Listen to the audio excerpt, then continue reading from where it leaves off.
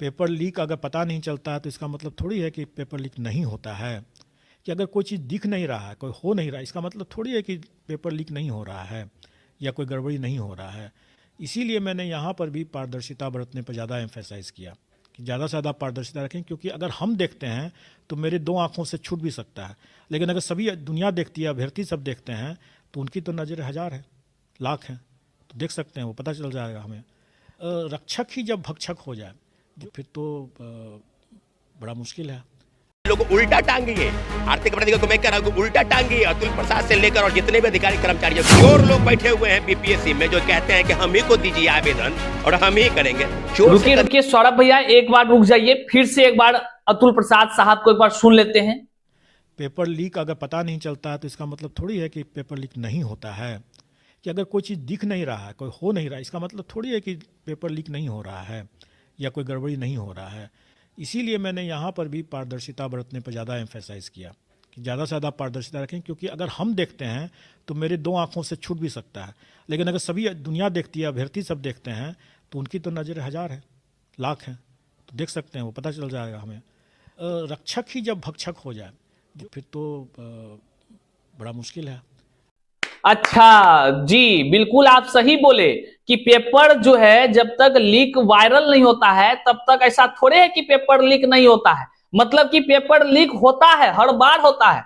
और जो अतुल प्रसाद साहब हैं, ये वही नाम है जो बीपीएससी टीआरई कराने का जो है कि कह लीजिए जिसके समय में हुआ है, इनके समय में, अर्थात कि बीपीएससी के पूर्व चेयरमैन साहब अतुल प्रसाद जी हैं। और ये क्या कुछ कह रहे हैं, इनका यह वीडियो काफी सुर्खियों में आजकल है।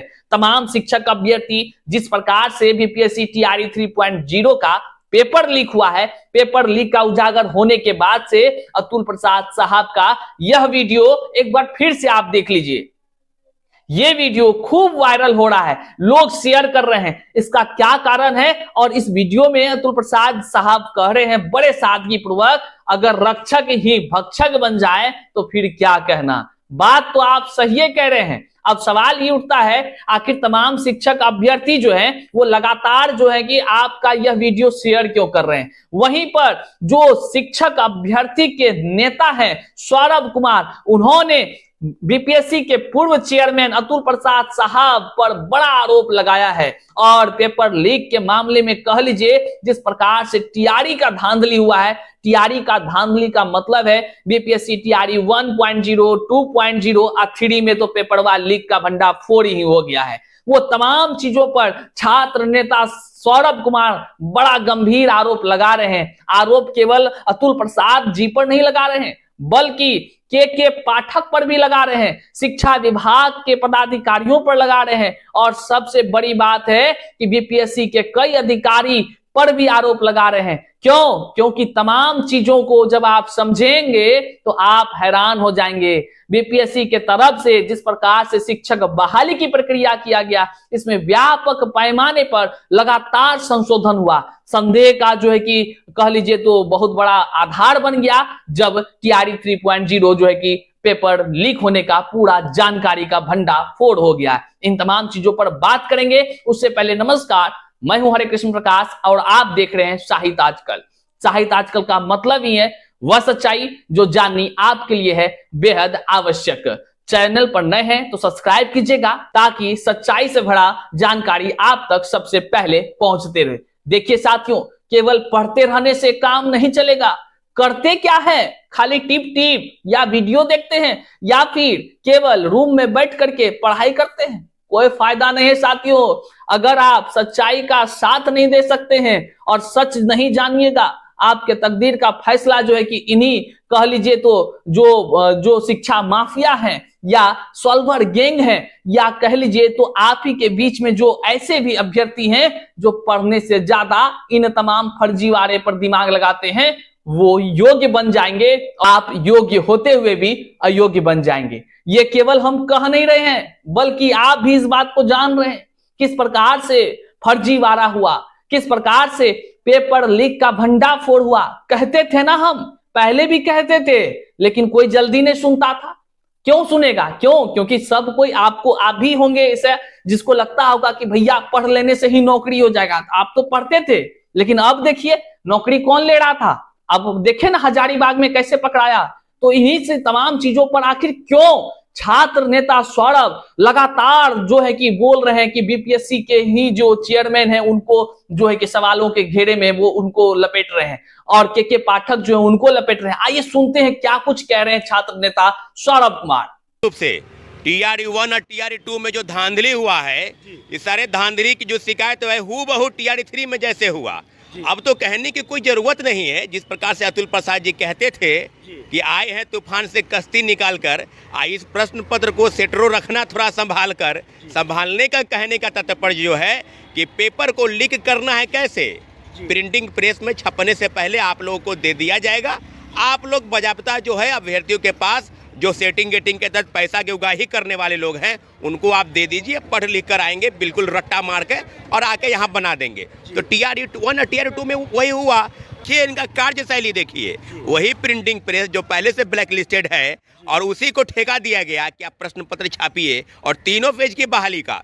तो प्रश्न पत्र तो कोलकाता के प्रिंटिंग प्रेस से पहले ही आउट हो चुका था।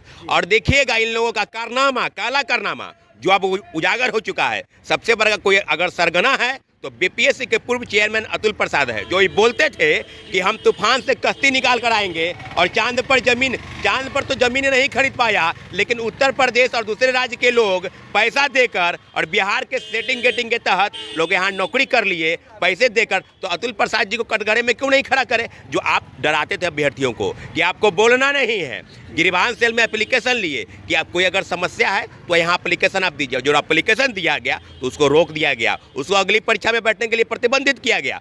तो अब बताइए ना अतुल प्रसाद जी, ट्वीट अपना ही कीजिएगा, कहाँ भाग गए आप।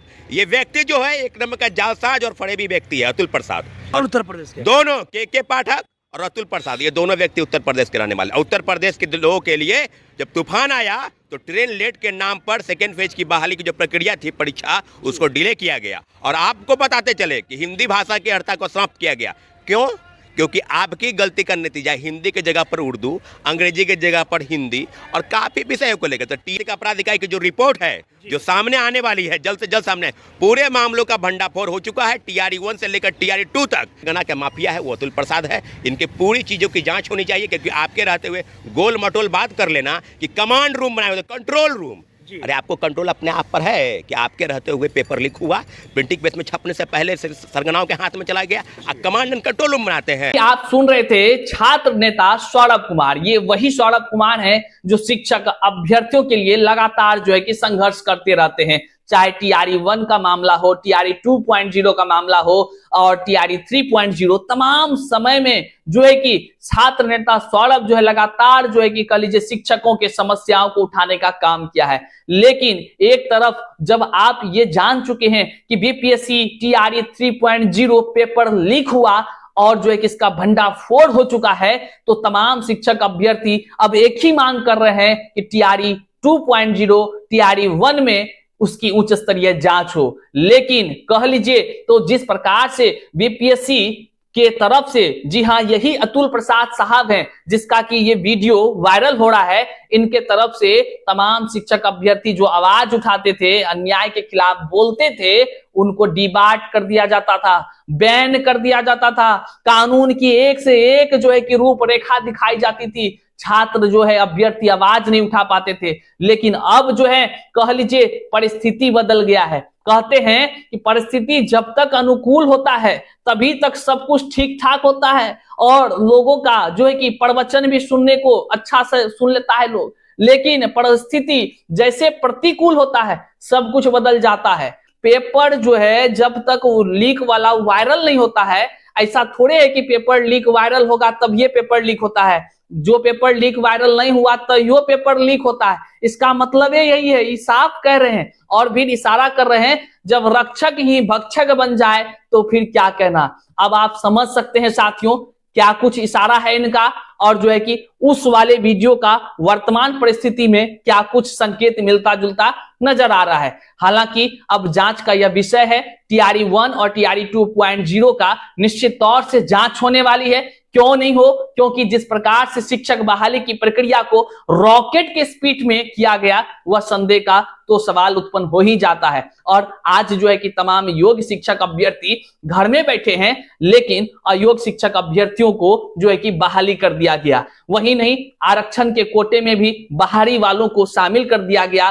टीआरई 2.0 में तो ट्रेन डिले हो गया, जबकि ना कोई यहाँ पे कुछ था, ना साइक्लोन था किधरो, लेकिन ट्रेन डिले हो गया। और जो है कि ट्रेन डिले के कारण से देखिए क्या हुआ, भाषा की अर्हता को शून्य कर दिया, जिसके कारण से लाखों रुपया मेरा हम तमाम अभ्यर्थियों का लगा है रिट याचिका में, और सुनवाई चल रही है वहां पर। जल्द ही 2-3 दिनों में हम आपको सेकंड हियरिंग का भी खबर देंगे।